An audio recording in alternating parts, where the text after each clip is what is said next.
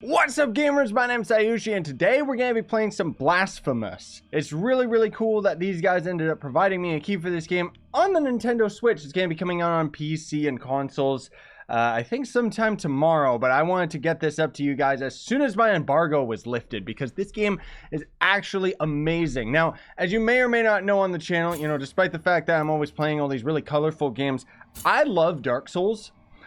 It's one of my favorite games, and more recently the Remnant from Ashes was actually a fantastic third-person shooter game that was very much like Dark Souls. Now what this does, Blasphemous, is this is going to end up being a 2D Metroidvania that plays very much like Dark Souls, and it's got like really cool lore. It's got a great world, and in a lot of ways I feel like the skill in the combat is just extreme. Like there was a game, I think it's called Dark Devotion, and that was the first 2D Dark Souls project that I ended up funding on Kickstarter. But this game, this is amazing because it plays so fast, it plays so fluent and so fine. Now, one thing that I often struggle with, I don't main the Nintendo Switch by any means, so I always have to look at my controller like an idiot. But right now they're basically teaching us about our Estus flasks. And this game is really cool because it's got a lot of references to Dark Souls, even though the game itself, you can see, plays very different. And this is where the Metroidvania comes in. You can see right up there, there's a platform, but we can't get there because we don't have whatever said ability is in order to get up there. I'm assuming that's what that is anyways. But we got like a little dash on the ground, so it's very remnant of Symphony of the Night, because we ended up having a lot of dodge abilities in that game, and that was the first kind of Metroidvania style of game. And the fluent motion of the character, the insane pixel animation, like look at this, it looks beautiful, dude, it really does. Why won't he climb down? There we go. And then there's also, oh, I didn't even notice that was part of the background. I'm an idiot. What we're gonna try and do today is I'm gonna try going a full circle and show you guys what one of the shortcuts ends up doing.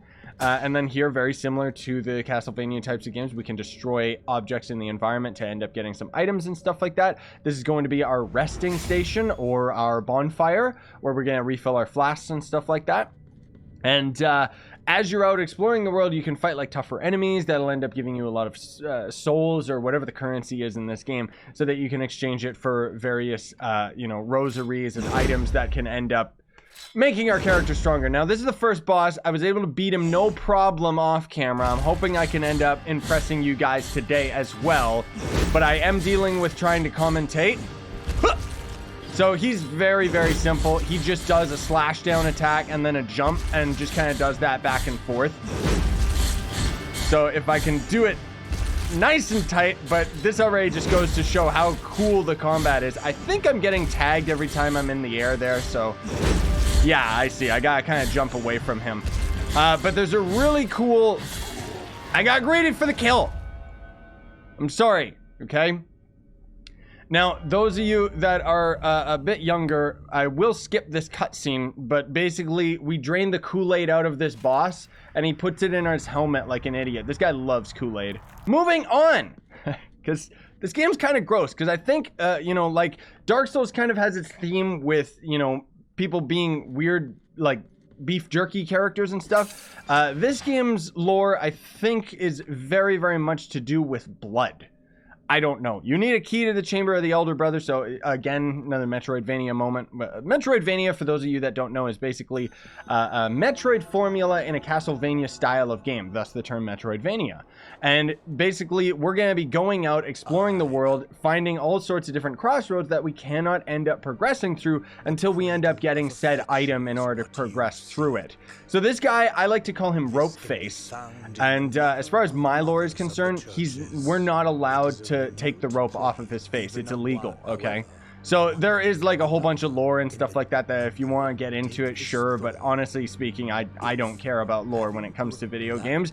I just like playing games. That said, in the Dark Souls style of universe, I really do like the storytelling being told throughout the environment without actually having to see all this stuff, like without the story kind of forcing itself down your throat. But in this case, it's just, I don't know, there's kind of a story, there kind of isn't, or whatever. But anyways, now we're going to be dealing with some of the most basic of enemies. Get out of here, Crow. And the game's going to teach us about parrying Oh, maybe it doesn't teach us about parrying on these guys. Ah, it's this guy. Okay, so they're going to tell us that we can deflect and then we can block. So the deflection is really, really tight. It's really, really quick paced and awesome. I love it because it's just, even if we end up missing the timing on it, it'll actually just knock us back while still negating all of the damage, which is absolutely awesome. Like the fluent movement that you have on your character in this game, it's just so tight. Like, I've been playing this game a lot just myself off camera, and I wish I had the time to do like a full-on series of it for you guys, but I don't think it would do particularly well on the channel. But I did want to show a video for you guys just so you knew this game's out here and this game's awesome. It's coming out tomorrow, so I'd recommend that you add it to your wish list or get your hands on it, whatever. So they're trying to teach us about the new spell right here, so we'll just add that. Our mana, you can see we can only cast 3 spells, and then we'll end up getting our mana back by fighting enemies and stuff. But it's very powerful, very good for getting rid of ads, especially when we're in the swampland area like this and these enemies just kind of keep spawning out of the ground and geez, just wrecks everything. But you can see up there, yet again, another item that we can't grab because we don't have the double jump or hook shot or whatever item it is that's required in order to end up actually getting it, right? Now, as much as I love PC gaming, but I wanted to get this game on the Switch because anything on the Switch I am just 100% sold on because portable gaming, right? So I can just play this game at any point in time, which is absolutely awesome. Hey, I blocked. I blocked, you fool. Seems like we kind of got this, like the way that the game plays, we kind of... Okay, we got it. That's a collectible item. So you'll find them caged all over, release them with any technique at your disposal, blah, blah, blah. It's going to be useful for, oh gosh, this is bad. This is really bad. Let me just use my magic. I should have used it up on the cliff, but that's okay. I'm a bit too greedy when it comes to trying to get the hits, so I don't block very often, but blocking is definitely useful. There's also an item that hopefully we'll get to mess with today that actually shows enemy health bars. Which is very, very useful, but then on top of it will be, like, it'll let you do crits more often, because this game is an RPG, right? So we also have a skill tree, we can level up our abilities and stuff like that. Really, really cool. And now we're in El Burro, and it's introducing the map, which is very, very fundamental to actually having it, because it actually is very, very nice. Shows us that there's a shrine right here, that there might have been a secret down on the underground over there. And then this was the first map, remember, where I said it looked like we could climb up? Well, quite literally, you can see that there is an up pathway on that map. So, yeah. It's really, really handy that we've got a map in a game like this, especially just because of how difficult it can be to navigate these types of games. So there's all sorts of secrets and stuff too. We could be talking to these NPCs, but we're not going to do that. We're just going to kind of do that weird animation that he does when he's on a ladder. Like, doop, doop, doop, doop, doop. It's so strange, dude. But right down here, as far as I remember, was an item or some point of interest. Or maybe this is where we end up leveling our skills or something like that. So we're just going to skip that because that's okay. I don't really care. You know, most of all, I want to show you guys the gameplay today. So we can visit this and use our points to unlock combat techniques. Yeah, that's exactly what I thought it was. So you'll find these throughout the world as well.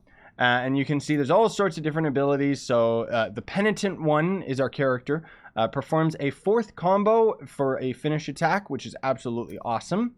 But that costs 2,000, so we might want to save that. Concentrate the power of the Macopra blade, allowing the Penitent one to release basically a charged attack, which is really cool. This one requires us... oh, we can use a ranged attack, but I guess it requires an ability that we don't have or something like that. Takes advantage of the speed of a fall to perform a powerful plunge attack, so we can jump onto enemies and smash down on them.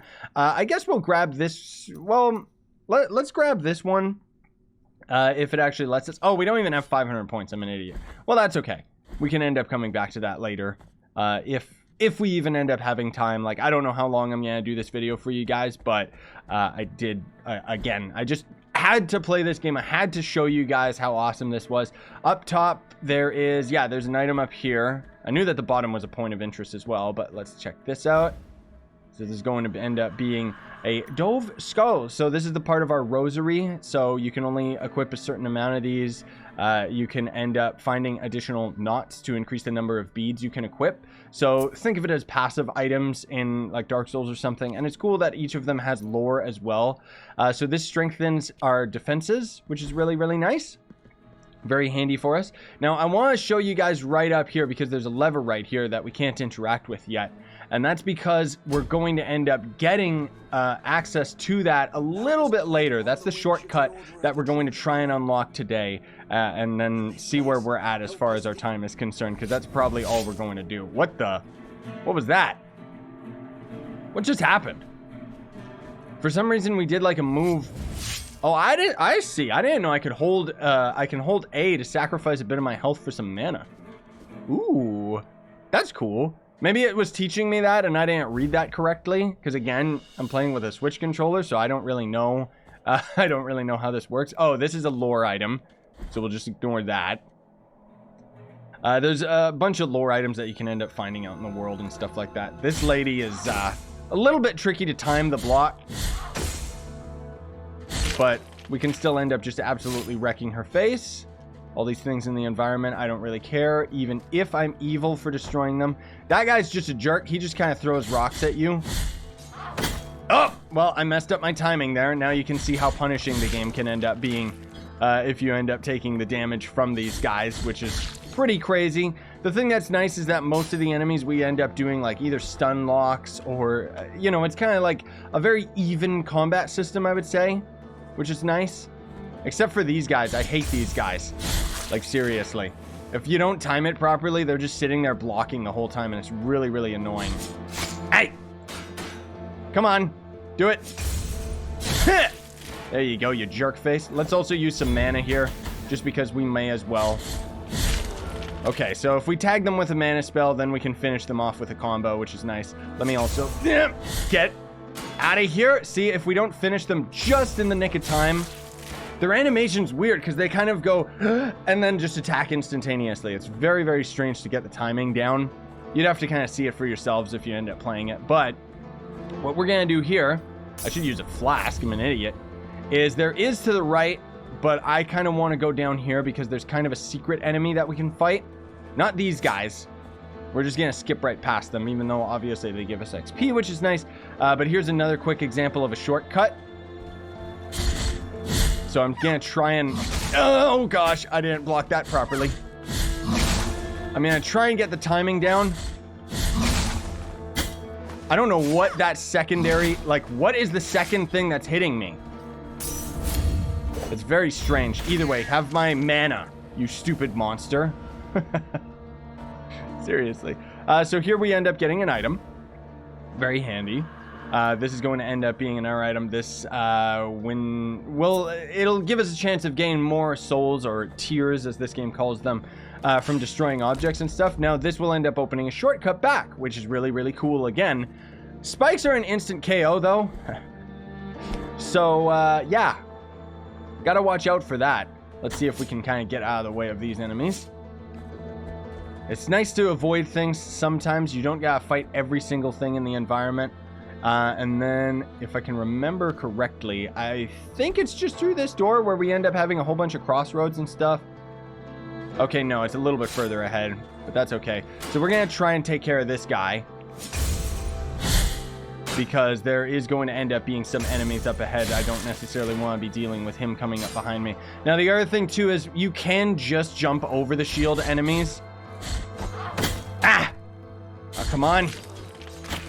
And as far as I know, you can't block those idiots and their dumb rocks, which kind of sucks. The shield, as you can see right there, does just get blocked. I'm just going to run for it, because this is just getting annoying. Let's get out of here, because there's another flask station up ahead, and it pays a lot to just kind of skip through a lot of the enemies and stuff. Obviously, fighting them is going to end up giving you more, like, money and stuff, and that's very, very important in this game because of progress, right? Is this... Yeah, okay, so if we go this way, we'll end up kind of running into a bit of a cutscene character and stuff, but I don't want to do that today because I don't want to go too far. I would love to fight the next boss, but I have absolutely no idea where that next boss actually is. But we'll take a peek in this map, see if there's anything of interest on the map, and it doesn't look like it. We'd probably have to keep going further and further, but instead, we're just going to go up this way because I want to show you guys that shortcut elevator that I was talking about. You know, it'll make a big difference in the long run if we can end up making it all the way over here, especially because if we don't, I'm going to die, and then I'm not going to end up getting our flask rejuvenated. You can see down there, it was a very deadly parkour area where we have to jump from ladder to ladder, and jumping from ladder to ladder is pretty difficult in this game, just because it is, right? Now, this is really cool. So we can actually just use our attacks to attach ourselves to the wall so long as it has wood in it, which is really cool.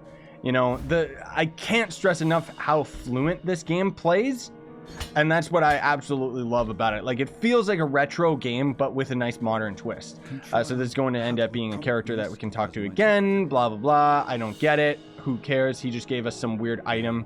I don't know if that's a lore item. Yeah, okay, so that's just a lore item. Did we end up getting another part of our necklace? No, we didn't. So there's all these other items that you can get. This is where we would end up getting different weapons as well, which is really cool because I'm guessing you're not limited to just having a one-handed sword. This is probably taking huge influence from Symphony of the Night, where we'll end up getting like a bunch of different abilities. Okay, this guy, yeah, he's just a basic enemy, so we don't gotta worry too much about him. But we do gotta worry about the cliffs here, because if we get knocked off, we're just dead meat. Okay, this is where things start getting a little bit tricky, because we're trying to platform while also fighting all these enemies at the same time. Oh, he like whipped himself to give himself power or something. Weird! But there's a bunch of enemies and stuff that we could be exploring and fighting.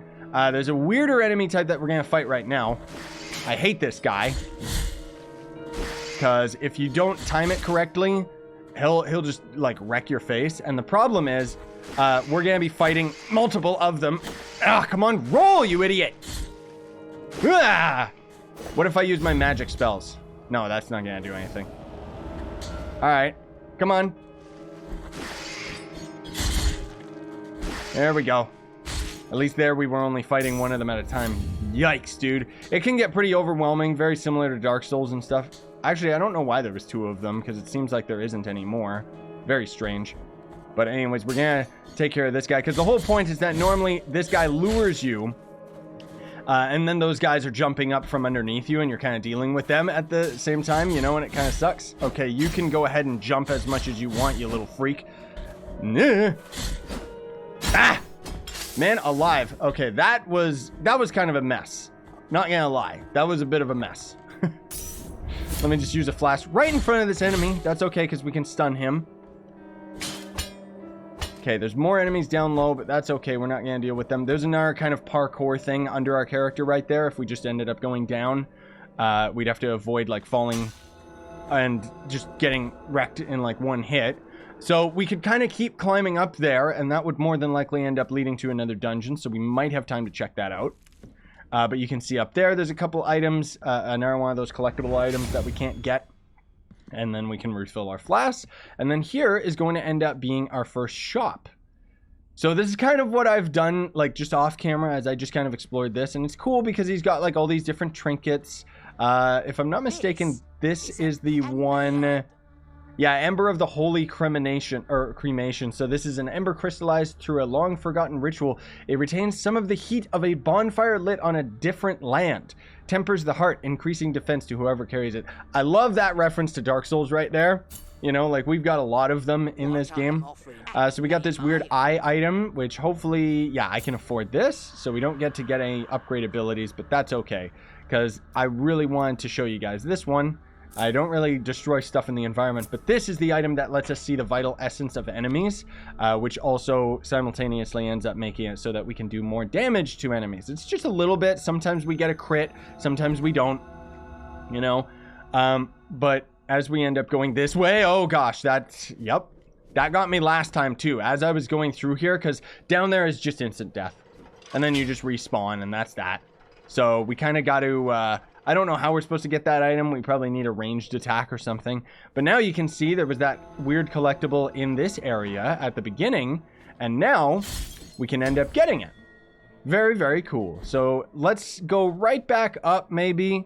and see if we can end up finding something of interest in the ice area. But I don't know if we're necessarily, like, the thing is, this game's very, very open, so I don't know whether or not we're supposed to be going to the ice area first. It doesn't seem like it because the enemies are, like, so powerful, right? Oh, I didn't even notice that there's actually a left pathway as well, so maybe we'll check this out real quick. Aha! This reminds me of Metroid. You have acquired Immaculate Bead. Okay, what's this? Simple bead, devout to purpose. Its pristine surface has never been soiled by ferment fingers. Huh. Well, we can equip it, but I have no idea what it actually does. I'm guessing... Okay, we can attack this guy. Whoops. You are rid of guilt. Ah, right. So, did that take our bead? No, it didn't. That's interesting. So, by talking to this guy, it rids us of guilt, which is the stat that you end up getting when you die. I don't know why we can attack this statue. Okay. Was that a good thing? Nothing happened. Oh, okay. So it's straight up like Dark Souls, where it's got some confusing stuff. So that kind of sucks that I destroyed that thing. We probably needed that. Because when you die in this game, you end up having guilt. And that basically is just going to... It like lowers your stats or lowers the amount of money that you get from enemies or something to that effect. I don't entirely remember what it does. But I'm sure I'm going to die in like any minute anyways. I want to try and climb up this area and see if we can get something cool. Now, we're kind of dealing with the wind, which kind of sucks. Because platforming is going to be a bit of a problem. Okay, I tried blocking, I swear. Woohoo! Okay, his back is his defensive spot, which kind of... I'm blocking, game! There, jeez, this guy is really powerful. Man alive, that's what I mean when I say, like, I don't think we're meant for this area yet. So I'm guessing we would probably have to... Whoa! I knew he was gonna attack me. Please? Oh, the wind is, like, pushing me into him. Feel my magics, demon. Jeez Louise. So there's probably spots, excuse me. There's probably spots in this area where we have to, like, use the wind to our advantage, which is pretty uggles. Man alive. Like, I already lost all my flasks and... Oh, gosh. Oh, gosh. I lost all my flasks and I'm already... Okay. Well, anyways, there you have it. This game's difficult. But I definitely want to keep playing this game just myself.